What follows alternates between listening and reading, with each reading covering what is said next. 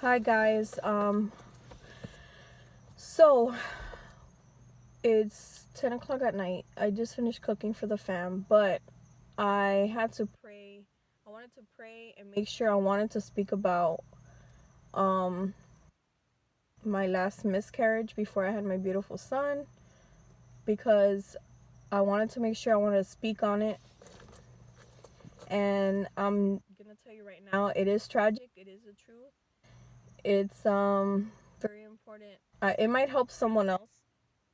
And the aspect of, if you feel something's wrong, go get checked quick, I guess. And I'm gonna put in every detail, but I'm not gonna mention no names and certain things because I feel that I can't do that. And I'm from Dade, so that's hood code. There's a lot of things I can't mention. But all right, so I did have 5 miscarriages before I had my son, and the last one I had was the most tragic one. I said in my last video I was gonna tell you guys how or what, I needed a story time to tell you how it happened or what happened or how I lost that baby. So here's the whole story. Basically, um I don't want to cry because this is like, I haven't talked about it for years.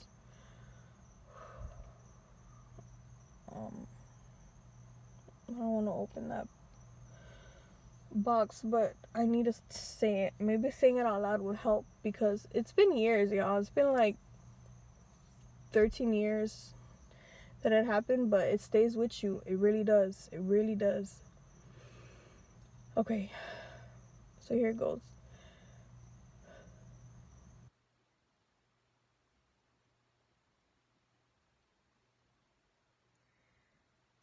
Okay, so I was around 4 weeks pregnant when I found out I was pregnant. It was great. Um, I used to live with my son's grandmother, which is my baby daddy's mom. She's amazing. She took me in out of the blue because my mom left the state when I was turning 15, and she asked me. She took my whole family with her, and just asked me, "Do you want to stay in the U.S. or you want to leave the country with me, or do you want to finish school?" I love school. I've always done good in school. So I said, no, I want to stay. So she rented an efficiency for me. She only put the down payment for it. She didn't even rent the whole month. Little did I know, the same day. And she got me a job as a cashier. The first day of my job, she dropped me off, gave me the key, said, "I'm not going to give you no money. Do what you got to do. You're going to get paid cash." I'm not going to say where or whatever, but it was in a supermarket. And you're going to get paid cash. When you get paid, you need to pay your rent. It's going to be $450 a month. I said, okay. I didn't know anything else. I just knew I had a key. And the little bit of stuff that I had, she dropped it off at the little apartment, and that's it. So I go to work. It was before I found out I was pregnant. I go to work. The same day I go to work, I memorized where it was. It was like 12 blocks away. I walked home like at 12 in the morning. This was going to be my new routine. Mind you, I'm already crying inside because my whole family left me. I had nobody. I had no cell phone, nothing. So I end up going to the apartment. The lady kicks me out the same day. I'm just making the story a little short for you guys to get to the point. The lady kicks me out the same day saying I'm underage. I can't live here. Little did I know she needed to give me back my mom's deposit so I can at least rent a hotel. The only number that I had in my pocket was my baby daddy, which now is my baby daddy, but that we used to like go out in high school. So I called him up and I told him what was going on because I had no one else. Like, my dad left me when I was in first grade, so whatever. And my mom was out of the country. I had no way to contact her. That's it. She was done. She left. That's it. Bye-bye. So he said, "I'm gonna go pick you up right now." He picked me up, my son's father. At the time, we were girlfriend and boyfriend. And his mom, without even knowing who I was, took me in. I love that lady to death. So I lived with him for a few months. I found a little apartment. Me and him moved in together to another apartment, whatever. So by the time I moved in, I was turning 16. I found out that I was pregnant. No, I was turning already 17, yeah, I think. Because I had my son at 19, whatever. I found out that I was pregnant. I was like 4 weeks pregnant already. I was so happy when I found out this and that. So, and we got in our new apartment. We were sharing a car. I was about to say what type of what color. I don't want to do that. And then whatever, we're living this and that. Days go by right after I found out I was pregnant, and then we go to his mom's house every night. We used to go to his mom's house every night to go eat because we had no money. We had nothing. I just, worked a little part time. He worked a little part time too, and we went to school to high school, and that's it. Went back to our little apartment. So that night. Something told me I wanted to walk. I don't know why. I had a feeling I wanted to walk. So we left his car at his mom's house. We walked home because we used to live 2 blocks away. We found a little apartment 2 blocks away from our house. So we go home that night, and every night we used to see this guy walking around, our front door neighbor, walking around, just looking crazy, coked up every night. And his girl was pregnant inside the house too. He used to drive, I can say this, a white Hummer. That's all I want to say. He was Cuban. He used to drive a white Hummer. And we used to live in a house in a little guest house behind that house. So he used to be like there all the time. All of a sudden, he got up and he moved. He didn't say bye, nothing. He just packed up all his stuff, his girl too, and they just did. They didn't say nothing. Weeks went by. I was probably like 6.5 weeks pregnant already, or 7 weeks. Yeah, 7 weeks. I was making my appointments. I didn't know anything. Like, I didn't have no guidance at all. I had no mom. I had nobody to like guide me for nothing. I had nobody. I only had my baby daddy's mom and him. So I finally I remember that week I made an appointment to go see the doctor so we can follow up with my appointments, this and that. It's like a government funded program or clinic. I don't want to say the name. So the same night that we walked home from my baby daddy's mom's house, but something told me to leave our car there. I didn't want to drive. I don't know why. Thank God. God knows what he's doing. I'm telling you, God knows what he's doing. That same night we're asleep.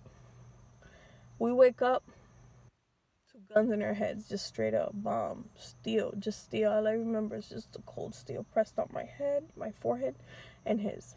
And there was 2 males. I'm not gonna say the race. I'm not gonna say nothing. One of them had a shirt wrapped around his face, a shirt we had in the bathroom because we were so poor, we had no money. So we used to dry ourselves sometimes with one of my baby daddy's shirts sometimes because we had no money to buy towels. So I remember he wrapped his face with that shirt because they came without mask or nothing. And we wake up, they're like, get up, get up, get up.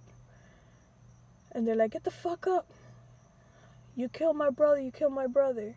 And we're like, what are you talking about? We didn't kill. Who are you? Like, we're in shock. My baby daddy's like in shock. Like, yo, I don't know who your brother is. What are you talking about? What are you talking about? They kept rambling on, searching everything. We're like, dog, what's going on? Home invasion for real, man. They came through a back window.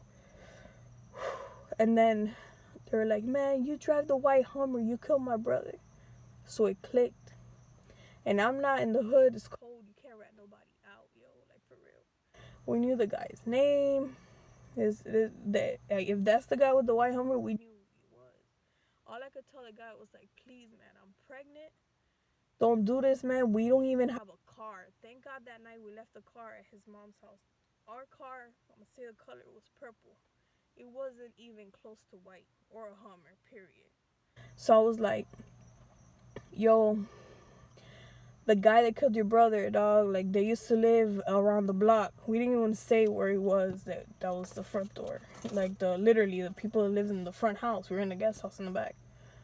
And they moved, dog. They just left. Go check the mailbox so you can see, like, who we are. You feel me? Like, whatever, this and that. So I remember them. The Nokias had just came out, the little flip phones.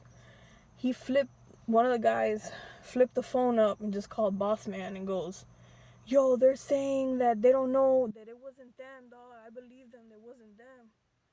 And I remember on speakerphone, my heart dropped.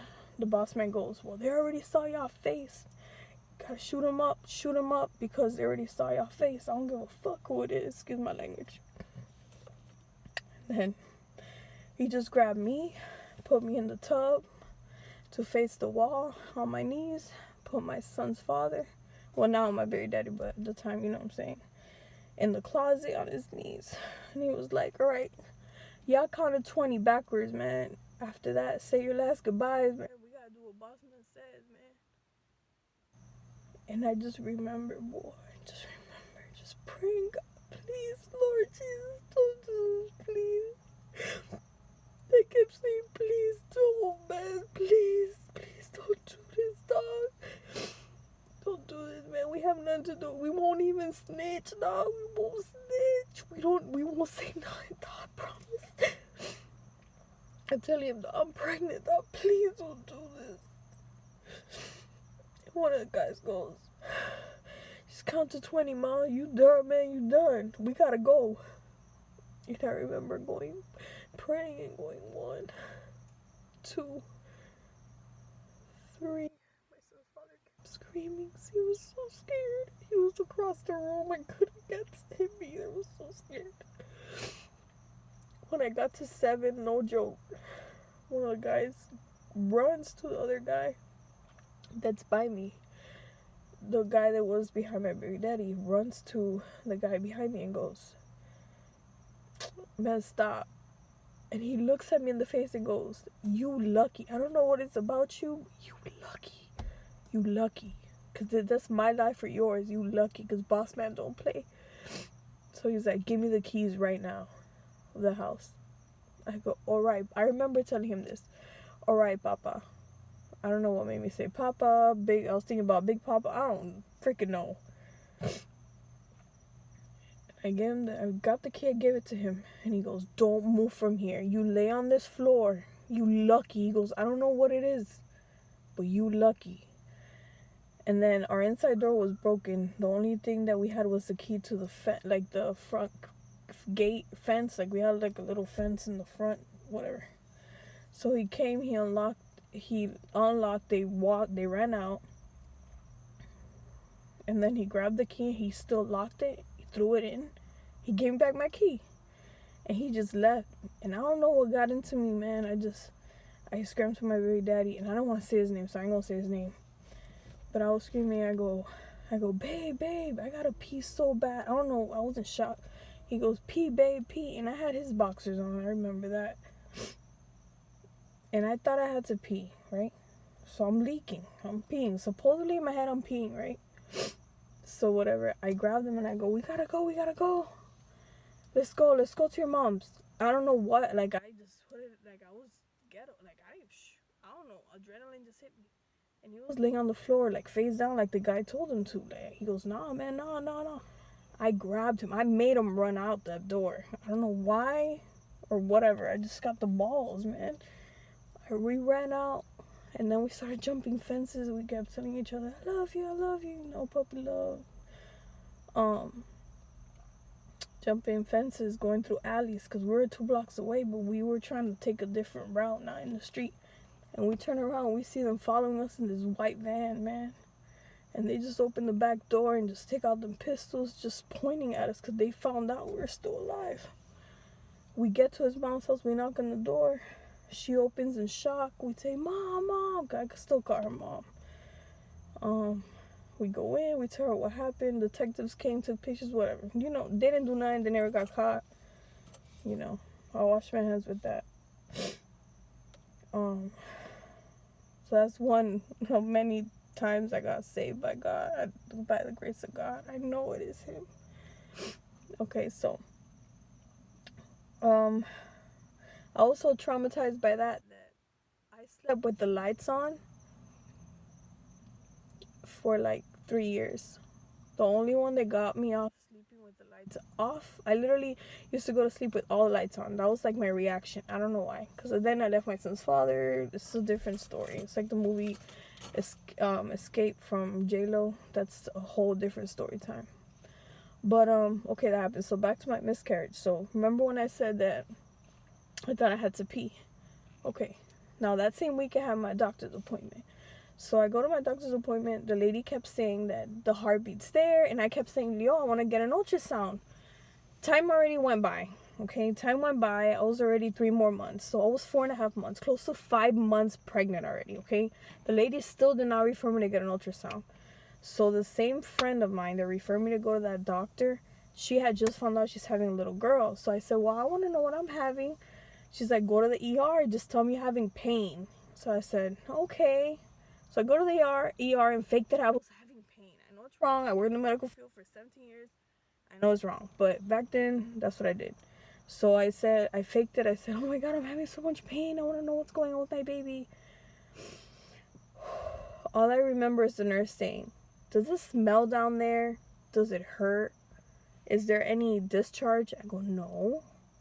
She goes, we have to call a doctor in, because she was doing the ultrasound. Then she had to do a vaginal ultrasound where they go in. And I knew something was wrong, because I would think, I'm almost 5 months pregnant. Why would she have to go in? The doctor came in and said that the heartbeat stopped at 7 weeks, and that I've been carrying that baby dead for almost 4.5 months, or 3.5. They were like in shock, like, ma'am, I don't even know how you're alive. You sure it's not smelling down there? Something is wrong. We have to go and give you a DNC, which is to clean everything out, like an abortion, but the baby's already dead. They were like, do you want to know what it was gonna be? Even though I don't think they will be able to I don't know, because it was 7 weeks only when the heartbeat stopped. And that was the same time I told my son's father I needed to pee so bad. It wasn't that I was leaking out. Of the shock, the baby's heartbeat stopped. So I remember bits and pieces after that. Like, I kept touching my belly and saying, move for mommy, and the baby never moved. I had bad dreams. I had a lot of witch dreams, which is you're stuck in your dream. You hit the wall in your dream, trying to get out, you can't.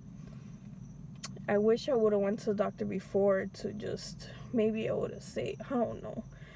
But the signs were there, like that something was wrong. I just didn't know. I'm just so lucky I'm alive, because that's what the doctor said. Everybody, when I went to the ER to get it cleaned out, to get the baby cleaned out, they were like, you're so lucky. You're so lucky. You're so lucky. But I'm here now. And that was the baby that the due date was the same, December 17th. My son's due date was December 25th. But he was born the 17th of December. So I know he's my rainbow baby. And he was born, the next year after that. Because I just had to search. I have to have a baby. No, it's not real. I was so in shock. Like, I missed my prom. That was my prom day. The same day that they did the DNC. That was also the same day I had to do my final exam for my English test in order to graduate. So even though I had a doctor's note, they didn't accept that, and I guess I couldn't make up my test. It was too late. But guess what? I still walked down the stage, and I still got my high school diploma with my son in my arms. Just because I did a test in a different high school during night school, and I did so good. They called me back and said, did you cheat? And I said, no. How can I cheat? It's only me and the teacher.